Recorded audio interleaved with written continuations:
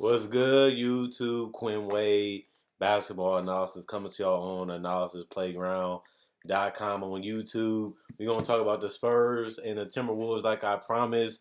I love seeing these teams play against each other. Last year, Towns went for 60 points. This time they come up short, 98 to 107. You see Anthony Edwards, 18 points, 7 of 18 from the field, 104 from three, 3 of 3 from the free throw line, 1 block, 2 steals, only 1 turnover, 7 to 18, 104 from three, like I said before. Just didn't have the game that he had the past couple, getting 30 plus points. They was able to hold him in check. They was able to hold him from taking a bunch of threes and getting hot from the 3-point line. They was able to make him uncomfortable, not allow him to get in a rhythm, make him pass the ball, make him give up the ball, and that took him out of his game and wasn't allowing him to catch fire. That's important when you're holding a guy that needs to get in the rhythm, needs to get his steps, getting his rotations together, and get his follow through together. Having him pass or give up the ball, letting other people get involved helps keep him in check. And you can see the fact that the Wolves didn't even score over 100 points in this game. They were stymied at 98 points for the entire game. J.D. McDaniels started at power forward slash small forward. He had 7 points, 3 rebounds, 1 assist. He was 3 of 7 from the field, 0 of 2 from 3, 1 of 2 from the free throw line, 1 block, 3 steals. This brought energy, got in the passing lanes, played hard. He's a motor guy, an effort energy guy. Just couldn't make shots, couldn't make plays enough offensively,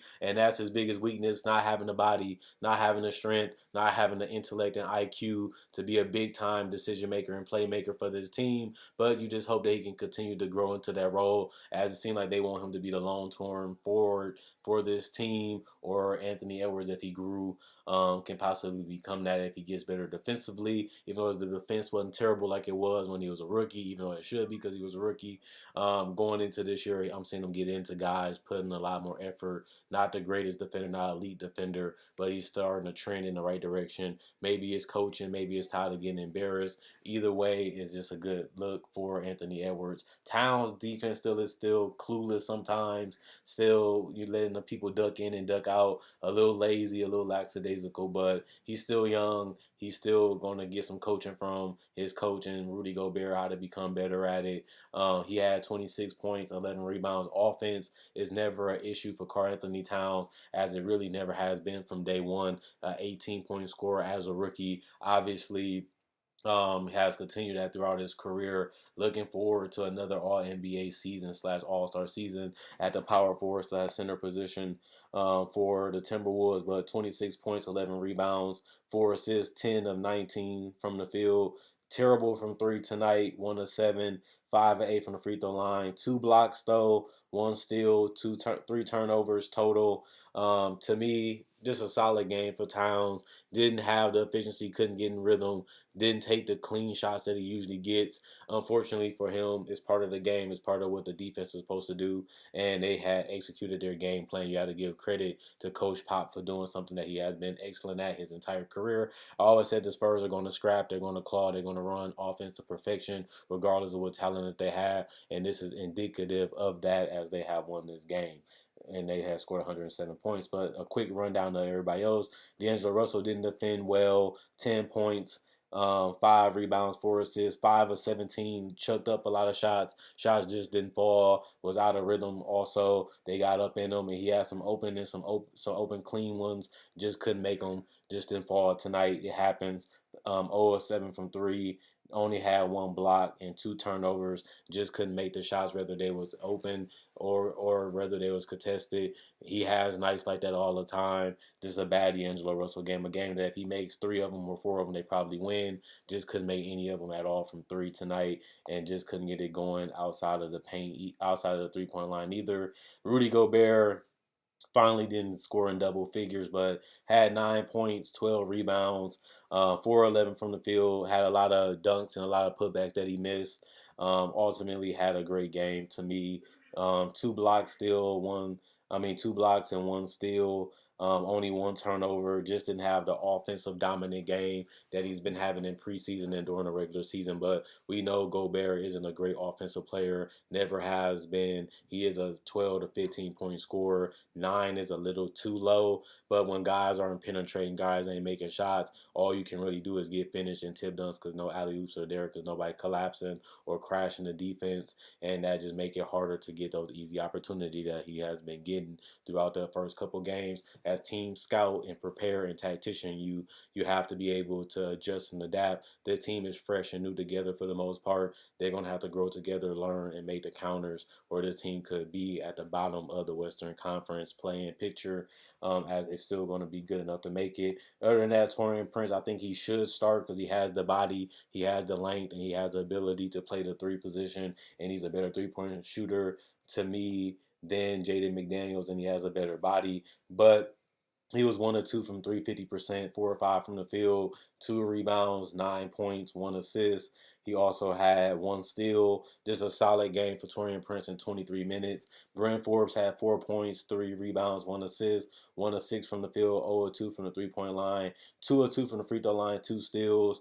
Kyle Anderson came in and gave productive minutes, 13 minutes, 2 points, 4 rebounds, 4 assists, 2 or 2 from the free throw line. And then obviously now Noel only had 2 points, 1 of 8, chucked some shots, just didn't make them, even if they was open. 0 or 3 from the 3 point line. And Nas Reed came in and had the most production off the bench, 11 points, 2 rebounds, 1 or 2 from three, 5 or 7 from the field, 1 steal. The best production. And Austin Rivers was a no-show at the shooting guard position. Then you look at Keldon Johnson, the biggest game for the Spurs, 25 points as a starter. Just been electric, being able to feed off the crowds, being able to get those threes to go down. 5 of 10, 50% from three, 4 of 4 from the free throw line, 8 of 15 from the field. Also had 8 assists his playmaking game, has stepped up, 6 rebounds too with the 25 points. Also had 1 block and 1 steal, but did have 5 turnovers as he's trying to become more of a complete player. It takes time. This is really his big show out season so far. We'll see when the defense start adjusting and adapting to how he plays and taking more of his airspace. I seen them slow down a little bit in the second half, but he still picked it up in the third quarter with 12 points. Just didn't close it out that well in the fourth, in my personal opinion. Romeo Langford, 7 points, 7 rebounds, 1 assist, 3 of 7 from the field, 0 of 2, 1 of 2 from the free throw line, 1 block, two steals, 1 turnover. Just had effort, energy, just kept the ball moving and knew what guys was on the court.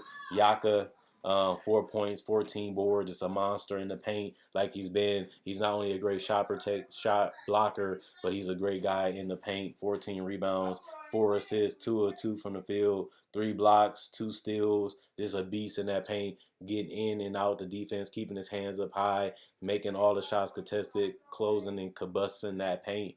10 for 10 for Jones. He had 10 points, 2 rebounds, 8 assists. 2 of 12 didn't shoot the ball well, but kept the ball moving with 8 assists. 1 of 2 from 3 point line, 5 of 7 from the free throw line. 2 turnovers. Just understood where to be, understood where people was at on the court, and they just kept the ball pinging and ponging around, and it looked beautiful watching this team play. And Kata Bates Diop did the same thing, 18 points, 6 rebounds, 1 assist. He was 6 of 15 from the field, 1 of 5 from three, but just putting pressure on making sure that everybody's cutting, everybody's moving, and everybody is involved within the offense. Just made them tough to cover. And Dougie McDermott came off the bench and had the best splash in the game. 7 of 14 from three, 50% from three, 8 from 16 from the field, 50% from the field, 1 assist, 3 rebounds, 23 points. Was the biggest difference maker because he was able to just combine everything that the Minnesota bench did. He did it in one person, and that wouldn't even count that Zach Collins had 9 points and 6 rebounds and 2 assists. Also, Baranda had 5 points. Malachi Brannon had 5 points and 2 rebounds and 2 assists. He was 1 of 7 from the field, 1 of 4 from the 3 point line, but he did have 2 free throws that he made. Also, Zach Collins had 1 steal and 1 block. Also, Wesley also had 6 points, 2 rebounds, 2 of 3 from the field, 2 of 4 from the free throw line. And obviously, Gorgie Jane came in and gave 4 rebounds and protected the rim solidly while Jakob Porter was out and Zach Collins was out.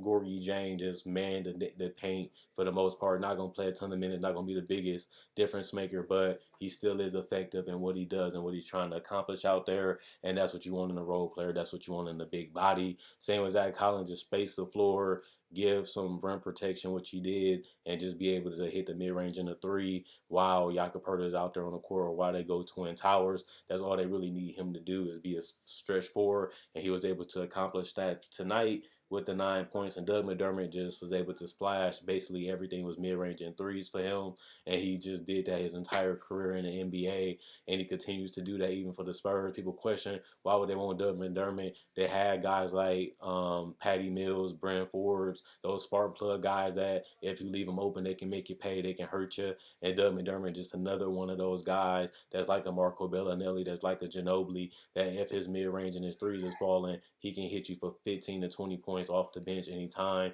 And he is a snowball effect guy. Once he start hitting shots, people look to find him. And then if they look to find him, people scattering all over trying to get to him. Then somebody else is open for a layup. Somebody else is open for a dunk. Somebody else is open for a three-point shot. And you know how Greg Popovich goes. Just keep moving the ball and find the open guy. You got 24 seconds to do it. And once you do that, somebody's going to get burnt on the defensive end. And that's how they execute it against the Minnesota Timberwolves. Other than that, Quinn Wade, Basketball Analysis signing out. Hope you guys enjoy the video. Hope you guys enjoy the rest of the day. See y'all again hopefully Monday. Other than that, I'm gone.